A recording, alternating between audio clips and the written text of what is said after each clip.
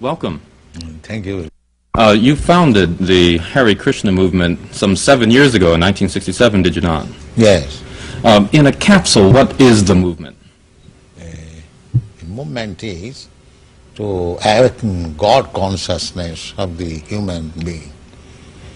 The human being is distinguished from the animals, that the animals cannot understand what is God. Mm-hmm. And if the human being also does not understand what is God, then he is animal. I see. And so your movement is to bring about an understanding of God among human beings. Yes. And Hare Krishna means what? Hare Krishna means addressing the energy of God. Hare means the energy of God, and Krishna means God. Mm-hmm.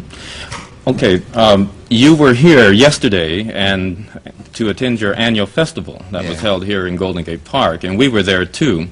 And in fact, here it is. A few thousand people came out to hear it. How many people are now disciples of the Krishna consciousness movement? Dedicated life, about 10,000. About 10,000 dedicated in ones. the Western world. Mm-hmm. Your Grace, is there any significance at all in the shaved head?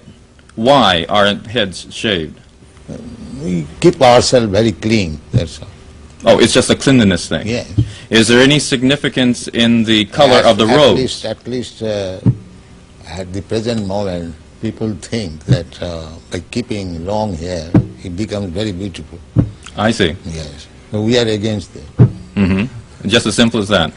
Is there any significance in the yellow robes? Yellow robe is the dress, those who are dedicated.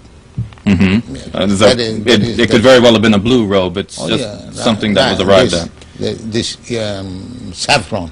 Mm-hmm. Mm-hmm. Your Grace, why do you feel that so many people are pulling away from the traditional religions in this country, such as Christianity and so forth, and going for the trying to understand the Eastern religions? We hear a lot of swamis and gurus and other type of yogi and so forth. Why do you feel that people are pulling away from the traditional Christian standards here? But we see that the Christian churches, especially I have seen in London, mostly closed. People are not interested, or the Christian leaders, they cannot make them interested. Why? Did Christianity fail the people, which is why they're turning to other things? Or? I think so. Mm-hmm. Mm-hmm. You say that Hare Krishna consciousness pretty much takes the absolute truths from the Bible, the Quran, the Torah, and the Vedic. Yeah, everywhere. Everywhere. Religion means to understand God. I understand, but do you feel that in getting truths from various places like the Bible and the Quran and so forth, don't you run into conflicts at all or contradictions in those particular philosophies? No, I don't find any conflict, because the ultimate goal is God. So you have to understand God and try to love Him. So you can go through any religious process. If the goal is attained, that you understand what is God, and you try to love Him, then your life is perfect. Why do we see so many of your followers chanting almost all the time? Chanting means to keep association with God always. So you have to audibly chant Hare Krishna? Yes. This is transcendental vibration.